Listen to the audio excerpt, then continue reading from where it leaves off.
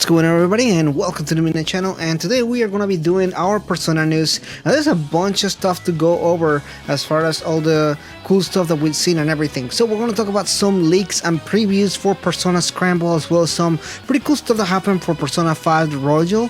And let's go ahead and talk about all this, because there's been a lot of pretty cool stuff to talk about. But some pretty small stuff first. It looks like it was announced that PlayStation Now, which is the streaming service that PlayStation has, is going to be including Persona 5 as one of the games that are going to be adding to the system. So it is really cool.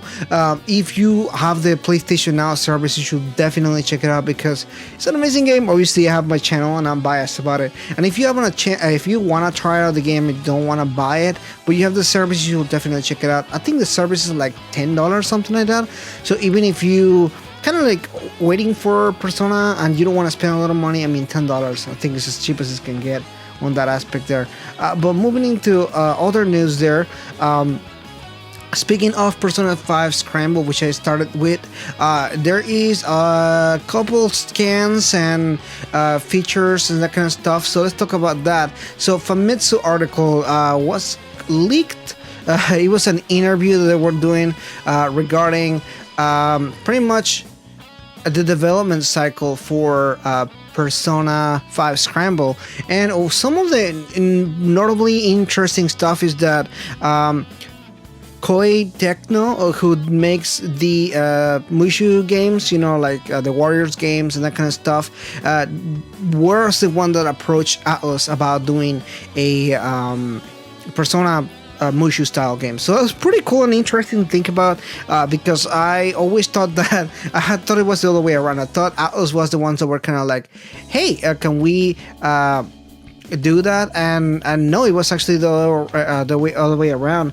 Guys approached them to talk about kind of just the idea of it and everything like that. They actually even brought up a plot and story and everything like that. So it's interesting. Obviously, sounds like they didn't go with the original idea for the game and everything like that. It looks like they mixed an idea that they had for the characters and everything like that, something between the Persona team and the guys who were Koei, that they were just making the team together, kind of like working together and everything. And the reason why they did this is because originally they did kind of like which games would you like to have a Mushu style game for, and Persona was one of the ones that was brought up. So I guess they thought it was a good idea. The game is almost done. The state of development for the game is actually already like 90% done. So it's pretty cool just to hear about all this kind of stuff, like just how cool it is that it is so close to being done and everything. And they talk about all the different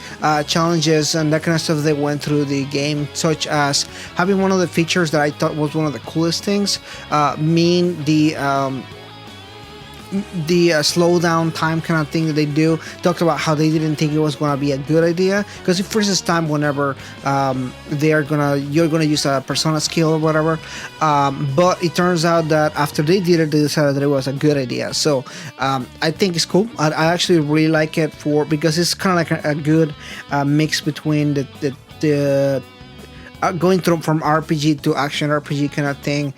So I'm pretty excited for that. And they talked about the music and that kind of stuff as well. So if you want to have a full read to this article and everything they have to say about it, I'll go ahead and leave a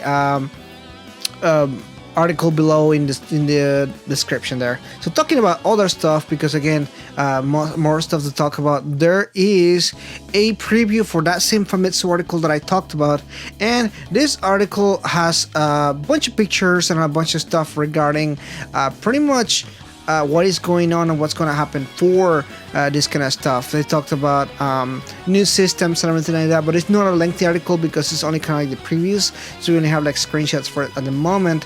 But you can definitely check out the screenshots there, because it's pretty cool as well. And my last piece of news is regarding Persona 5 The Royal, because it looks like it had a really good debut as far as like the sales and everything like that. It is the highest selling Persona remake and the second highest Persona game, I think, overall, after Persona 5 and the success and everything like that. So really awesome stuff. Is already doing fantastic, and it's brand new. If The Persona, I'm sorry, the guys at Persona Central did a really cool chart to kind of just get an idea and everything like that. And I'm just gonna say I am really happy that Persona 5 Royal is doing as good as it is. I think at this point, Atlus should realize that they need to release this game worldwide at the same time. I think it's a pretty poor choice to release it half to Japan and then the rest of the world get it like 5-6 months later. I don't think it's a quality of life wise and everything like that. They want to keep spoilers out, but then the game is out already and everything like that. So it is pretty cool that they did all this stuff, and I'm really happy that the game is selling really well. But that's pretty much the news for this week, guys. There's some smaller news like a new Kazumi figure that they're working on and everything like that, as well as some other smaller price figurines that they're doing for Persona 3, 4, and 5. Just little things like that and everything. Nothing bigger that we haven't already talked about. But that is pretty much it for today, guys. Please like and subscribe if you're new, and I'll see you next time.